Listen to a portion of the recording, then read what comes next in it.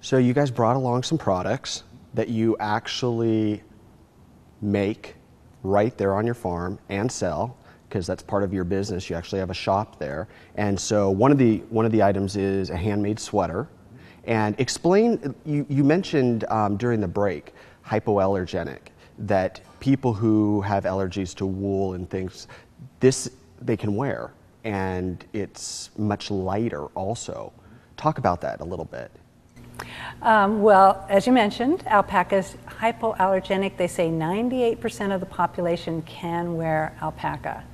It's lightweight and durable, and it's much warmer than wool. So you can have a lightweight garment that is very warm, okay, and very comfortable and extremely soft. And extremely soft, yeah.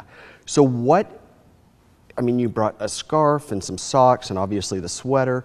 What other things are made from alpaca fiber? Is that the right term? Yeah, we do like to call it fiber.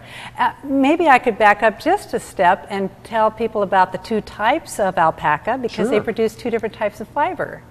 And most alpacas in the U.S. are wakayas. We have wakayas on our ranch. And they have a crimpy fiber. There's crimp in the fiber, and that causes it to stand out from their bodies and look kind of like teddy bears. They look like big teddy bears walking around in the field. Well, that crimp really does have a purpose. The crimpier the fiber, the loftier the yarn that is made out of that fiber. Now, so you say loftier, what exactly, like? There's air in it. More, okay. And it's higher. And so you get a lofty yarn that's very soft, and that yarn is used for sweaters and hats and scarves and mittens and those types of things. Now, the other type of alpaca is called a suri. 17% of the alpacas in the U.S. are suris, and their fiber is straight, and it hangs down from their bodies in long dreadlocks. And as Thomas likes to tell the visitors, when they walk, it kind of looks like a rug walking along the pasture. Right. The fiber swings. But it does have that beautiful drape, and they're known for their luster. And so that fiber is generally used in fine woven fabrics. And a lot of times it's combined with silk, which has similar properties. Okay. So the two fibers are used a little bit differently in the industry. All right. So handmade, you mentioned this sweater's handmade. What exactly does handmade mean these days? And in an operation like yours, what does that mean? Yes, so this sweater was hand knit by our friend Gail, and she lives up by Welch's. And isn't that beautiful? Yeah. And not only is it beautiful, but like we said, it's lightweight, very soft and cuddly, and will keep you very warm.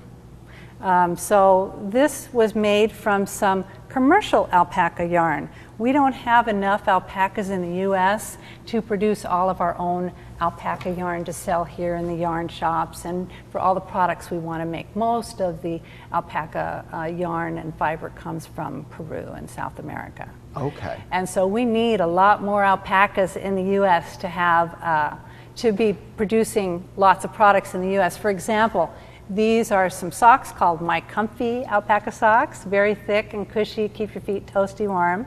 And these are made in the USA. We're very proud of that. All right. But they're not made by alpacas grown in the U.S. They brought the fiber in from Peru. Again, just because we don't have enough alpacas in the U.S. yet to be making socks to be selling commercially. Okay. We have another project where people in our area especially are sending in fiber to Pendleton woolen mills. And they do a production run. It's not a really big one, but they do a production run, and they make alpaca blankets, which then go back to the ranchers who sell them, the ranchers who contributed the fiber. Okay. So the demand far exceeds the supply. Exactly. And that's growing.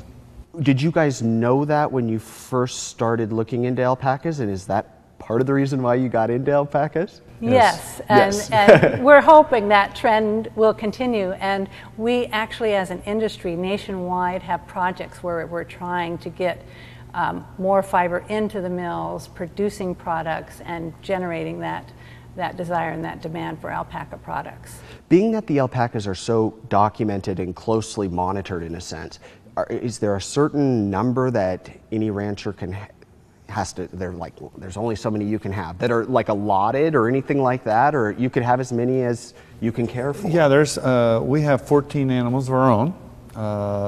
Total, we have 60 on our ranch. Some ranches have 4 or 5. We have some ranches around the country that have 500 or 1,000. So it varies to what you want to produce or grow. Okay. And if I could add, we actually have about 60 alpacas on the ranch because we board alpacas for other people, and they have purchased the alpacas as an investment, and they make money by selling the offspring. Ah, but you guys are on the hook for the care and keeping them healthy and all of that? Which we obviously love to do. Yes. Okay. So there must be a whole bunch of insurance and stuff in place for that sort of a situation. Mm-hmm. Yes. Okay. When you guys moved out to the gorge, up to the Hood River Valley, when was that? 2004? Yes. 2004? This is our 7th year with alpacas. Okay. And mid-April will be our 6-year anniversary for the yarn shop.